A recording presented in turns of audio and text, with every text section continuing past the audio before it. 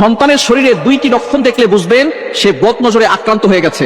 বদনজর হচ্ছে খুবই ভয়ঙ্কর। নবীজি সাল্লাল্লাহু আলাইহি সাল্লাম জানিয়ে দিয়েছেন বুখারী শরীফের হাদিস, আল আইনু হাক্কুন, বদনজর হচ্ছে সত্য। অনেকে বদনজরকে বিশ্বাস করতে চায় না। নবীজি সাল্লাল্লাহু আলাইহি সাল্লাম নিজে জানিয়ে দিয়েছেন এবং নবী সাল্লাল্লাহু আলাইহি সাল্লাম আরো বলে দিয়েছেন, বদনজর এতটা ভয়ঙ্কর জিনিস, একটা সুস্থ উটকে অসুস্থ করে রান্নার পাতিল পর্যন্ত নিয়ে যায় এবং একজন সুস্থ মানুষকে অসুস্থ করে কবর পর্যন্ত নিয়ে যায়। এজন্য এই বদনজর থেকে আমাদেরকে বাঁচতে হবে। আপনার সন্তানের ভিতরে যদি দুইটি লক্ষণ দেখেন, মনে করবেন আপনার সন্তানের উপরে কেউ বদনজর দিয়েছে। অনেক সময় আমরা সন্তানকে খালি গায়ে রাখি, অনেক সময় মানুষকে দেখাতে নিয়ে যাই, সুন্দর সুন্দর পোশাক পরিয়ে ফেসবুকে ছবি দেই, ছবিতে কিন্তু বদনজর লাগতে পারে। আপনি সবকিছু নিয়ে শো অফ করতে যাবেন না। যাদেরকে বেশি ভালোবাসেন তাদেরকে শো অফ করতে যাবেন না। হাজবেন্ডের ছবি আপনি ফেসবুকে দিচ্ছেন, স্ত্রীর ছবি ফেসবুকে দিচ্ছেন, সন্তানের ছবি ফেসবুকে দিচ্ছেন, মানুষের বদনজর লেগে গিয়ে আপনার ছেলেটা অসুস্থ হয়ে যাবে, আপনার মেয়েটা অসুস্থ হয়ে যাবে, আপনার ফ্যামিলি বরবাদ হয়ে যাবে। তখন আপনি বুঝতে পারবেন বদনজর কতটা ভয়ঙ্কর জিনিস। এজন্য বদনজর থেকে বাঁচতে হবে। যদি আপনার সন্তানের শরীরে দুইটি লক্ষণ দেখেন, বুঝবেন তার শরীরে বদনজর লেগে আছে। এক নাম্বার হচ্ছে, আপনি আপনার সন্তানকে খাওয়াচ্ছেন, সে খাবার খাচ্ছে, তারপরে সে শুকিয়ে যাচ্ছে, দিন দিন চেহারা নষ্ট হয়ে যাচ্ছে, দিন দিন শুকিয়ে যাচ্ছে। যদি এই লক্ষণ আপনার সন্তানের শরীরের ভিতরে থাকে, মনে করবেন কারো বদনজর আপনার সন্তানের উপরে লেগেছে। তখন কি করবেন আমি বলে দিচ্ছি।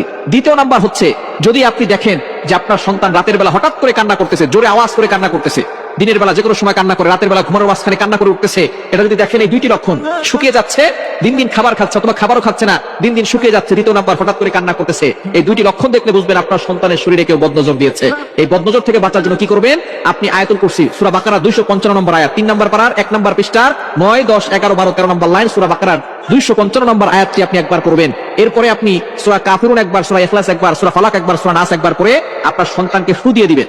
এবং আপনি এই বিষয়ে খেয়াল রাখবেন, যদি আপনার সন্তানকে কেউ দেখতে আসে, তাকে মাশাআল্লাহ বলতে বলবেন। বলেন মাশাআল্লাহ। যদি মাশাআল্লাহ না বলে, বলে যে খুব সুন্দর, ভালোই তো স্বাস্থ্য হয়েছে, এই ধরনের কথা বদনজর লেগে যেতে পারে।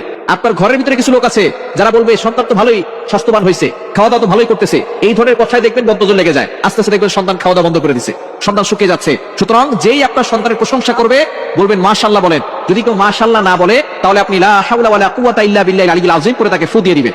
এবং যদি আপনি বুঝতে পারেন যে কারো বদনজর লেগে গেছে, তাহলে আপনি তাকে নিয়ে আসবেন, নিয়ে এসে তাকে গোসল করাবেন। গোসল করানোর পরে তার অবশিষ্ট যে পানিটা আছে সেটা দিয়ে তার কাপড় ধুয়ে ওই কাপড়টা দিয়ে আপনার সন্তানের মাথায় ঢেলে দিবেন এবং সূরা ফালাক এবং সূরা নাস পড়ে দিবেন। আল্লাহ পাক রব্বুল আলামিন এই বদনজর থেকে তাকে হেফাজত করবেন।